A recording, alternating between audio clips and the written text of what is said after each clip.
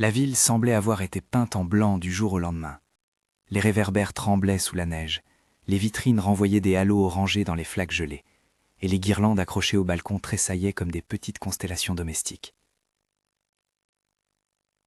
Au sommet d'un immeuble vitré, derrière des rideaux qui n'avaient pas été tirés depuis des mois, Alexander Hayes regardait cette lumière sans y trouver de chaleur. Son penthouse, impeccablement agencé, résonnait d'un silence épais. Une succession de meubles choisis par un assistant, des tableaux accrochés selon un goût calculé. Rien ne vibrait vraiment, sauf le tic-tac lointain d'une horloge qui, le soir de la veille de Noël, comptait des heures qui ne semblaient mener nulle part. Il descendit sans en avoir l'intention, peut-être parce que la neige sur les trottoirs lui rappela autre chose qu'une réussite calculée, peut-être parce qu'il n'aimait pas penser à la date sans en partager le poids. Il enfila son manteau, un vêtement sobre et trop chaud, et sortit. L'air lui sembla soudain plus vrai, plus dense. Sa respiration formait de petits nuages qu'il regardait disparaître au-dessus de ses doigts gantés.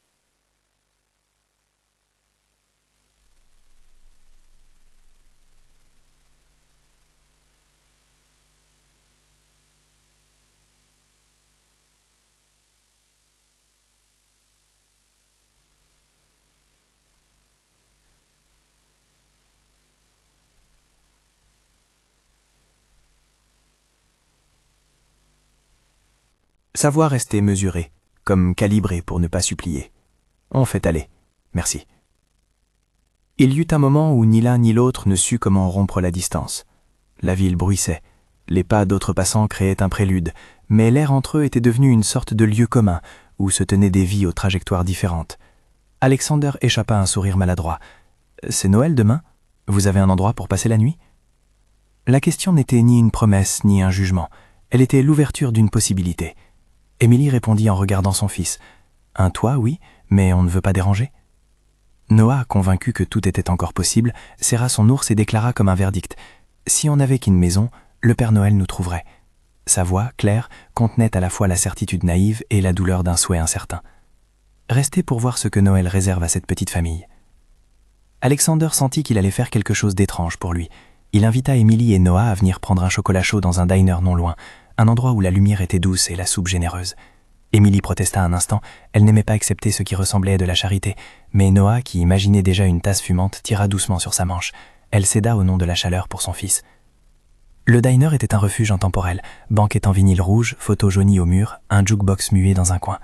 Ils se réfugièrent près de la fenêtre, où la neige dessinait des arabesques sur le verre.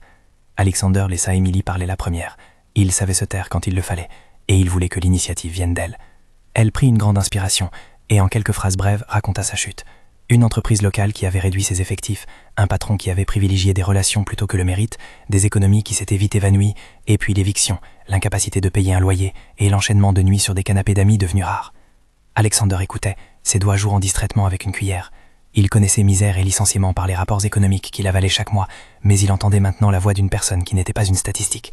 Émilie parla aussi de Noah, de son travail passé comme comptable junior dans un cabinet local, de ses petits efforts pour joindre les deux bouts, et de cette fierté qu'elle ne voulait pas céder. « Je ne veux pas de pitié, dit-elle, d'une voix qui tremblait un peu.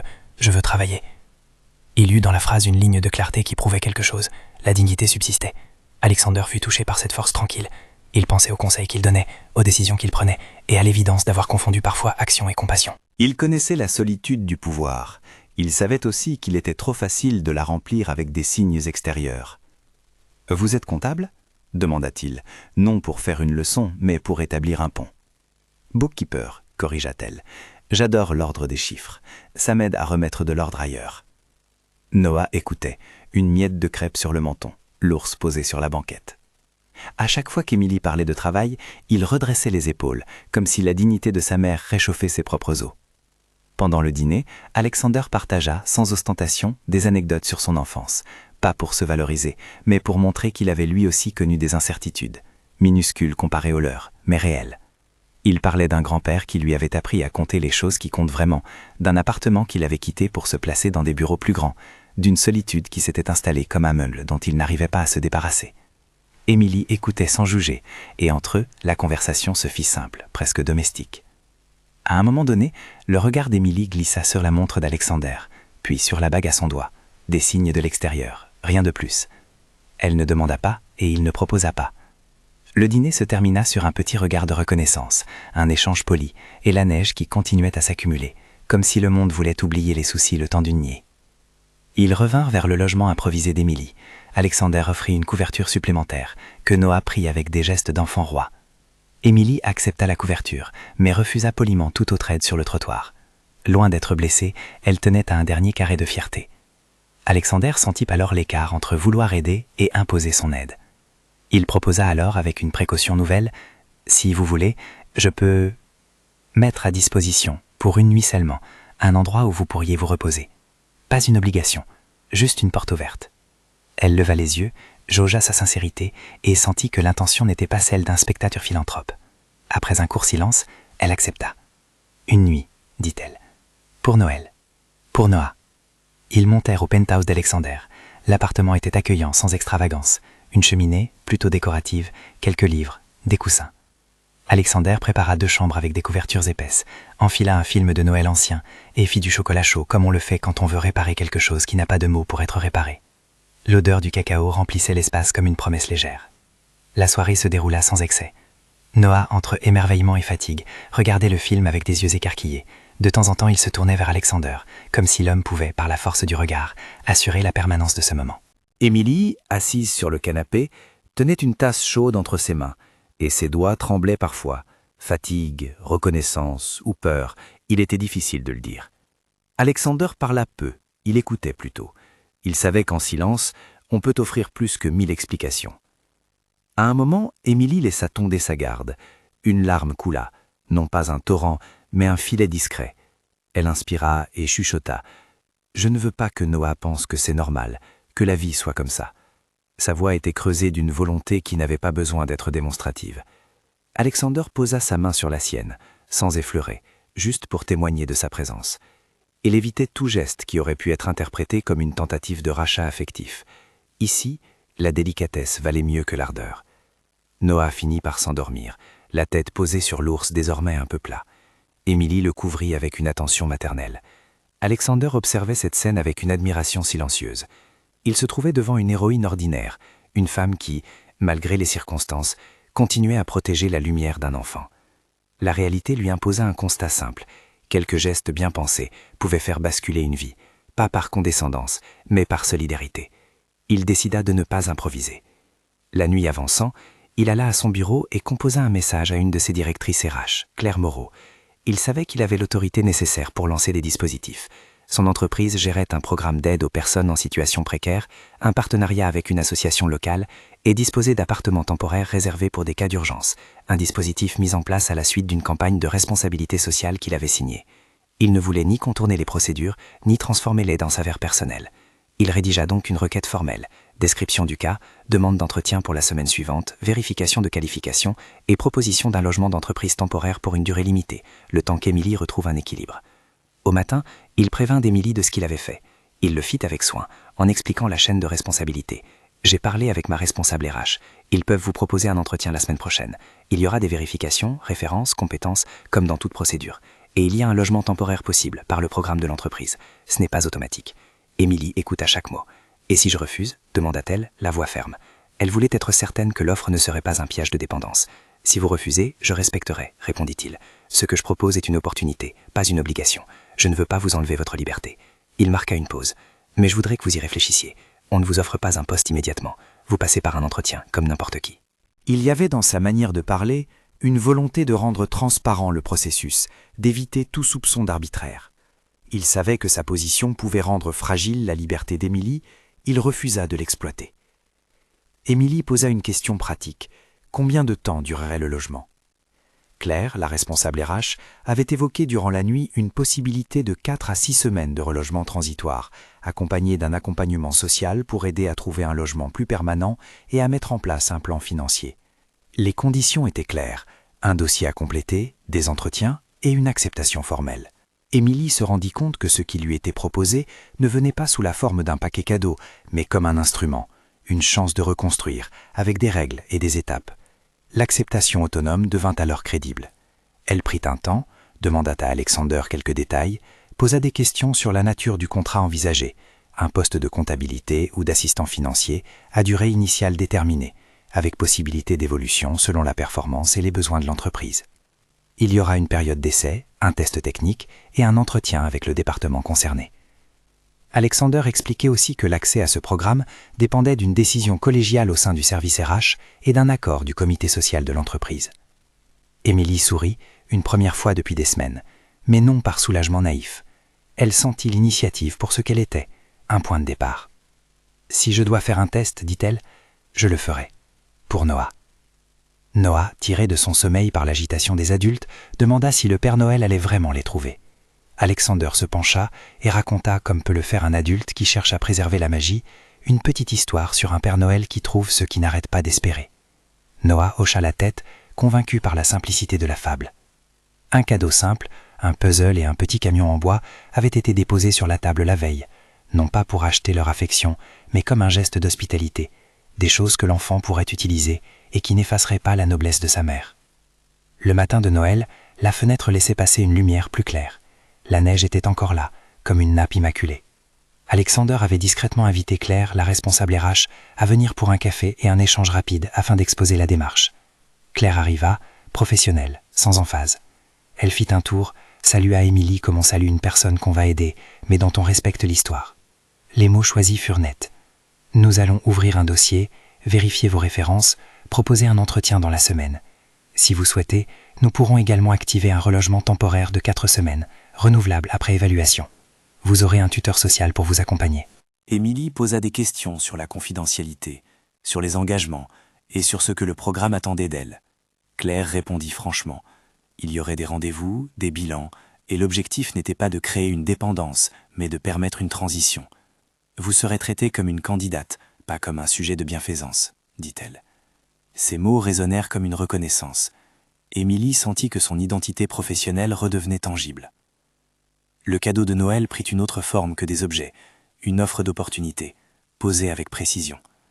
Alexander avait pris soin d'organiser tout cela en suivant une voie institutionnelle, respectant processus et dignité. Il savait que sa responsabilité ne s'arrêtait pas à ouvrir une porte pendant une nuit. Il devait aussi garantir que l'aide ne se transforme pas en privilège arbitraire. Cela lui coûtait en conscience de classe, peut-être même en image publique, mais il l'acceptait. Il avait appris à séparer sa pulsion de réparer le monde en un geste solitaire et la nécessité d'une action systémique encadrée. Émilie accepta l'offre. Elle signa quelques documents, donna le nom d'un ancien employeur comme référence et, avec clarté, posa des limites. Elle voulait un contrat à durée déterminée, la possibilité de suivre des formations, un accompagnement pour le logement ensuite. Claire acquiesça, prenant des notes, détaillant le calendrier des entretiens, l'organisation du test technique et la rencontre avec le manager du service comptable. Tout fut fait avec respect, sans promesse impossible. Avant de partir, Émilie prit la main d'Alexander comme on tient celle d'un partenaire de confiance, non comme d'un sauveur. « Merci pour la nuit, dit-elle.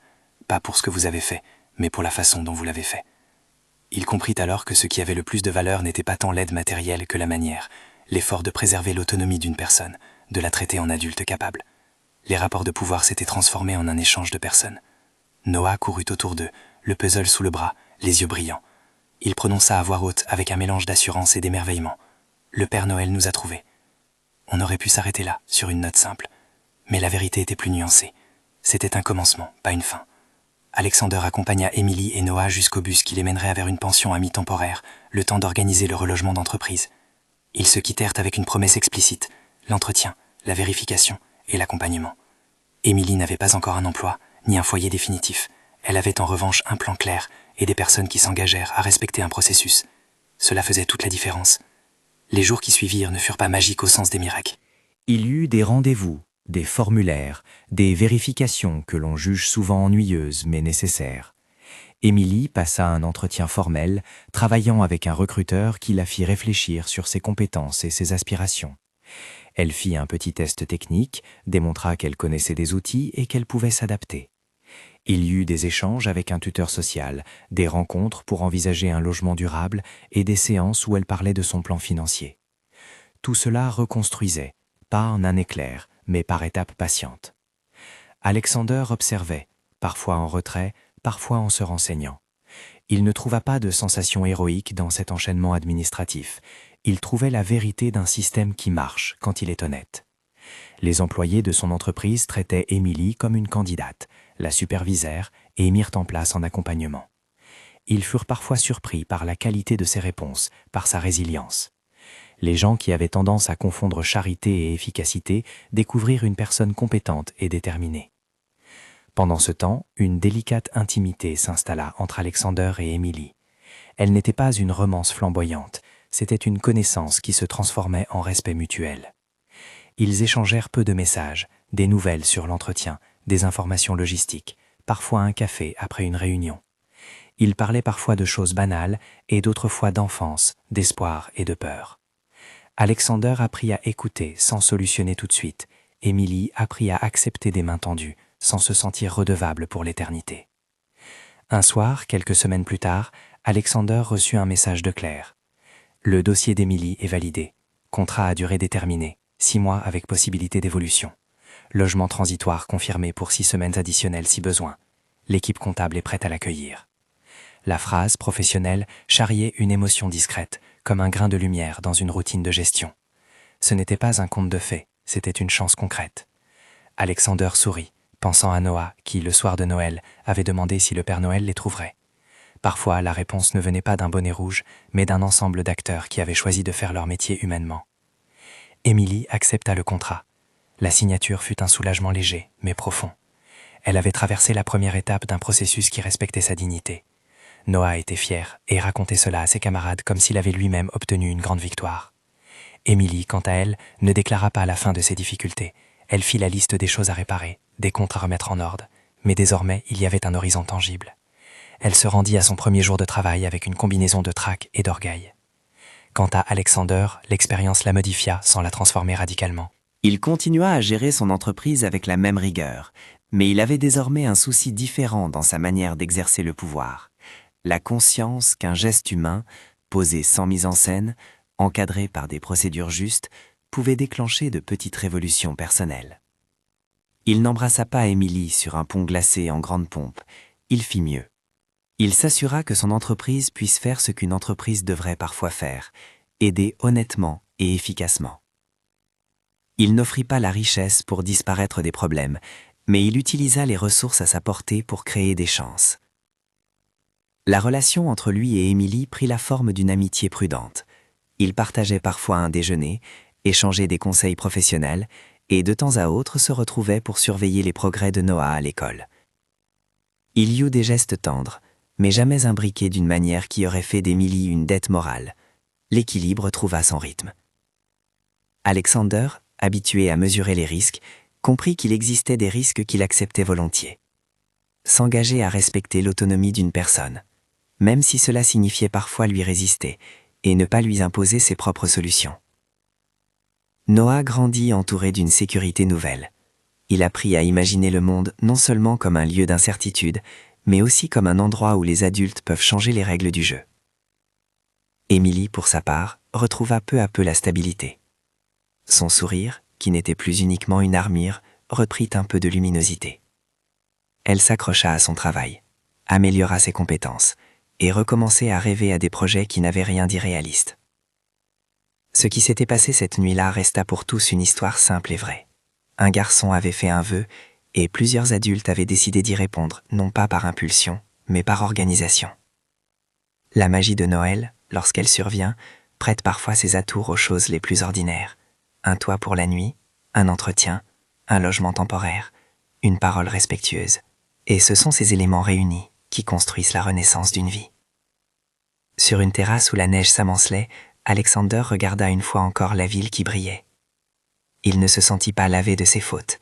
Il sut simplement que, ce soir-là, il avait accepté de laisser entrer une humanité qui manquait à ses journées. Émilie, de son côté, serra Noah contre elle et pensa au parcours qui l'attendait. Elle ne croyait plus aux miracles spectaculaires, mais elle croyait aux engagements honnêtes et à la ténacité plus que jamais. Leur histoire ne se clôtura pas dans une embrassade dramatique ou une promesse éternelle. Elle s'ouvrit sur une amitié sensible, sur la possibilité d'un avenir où chacun avait repris sa place. La dignité avait été préservée. La fierté d'Émilie avait trouvé un terrain où pousser. Noah, quant à lui, n'avait plus à se demander si le Père Noël les trouverait. Il savait que des personnes faisaient leur possible pour que la vie conserve ses petites lumières. Si cette histoire vous a touché, partagez-la pour répandre la bonté.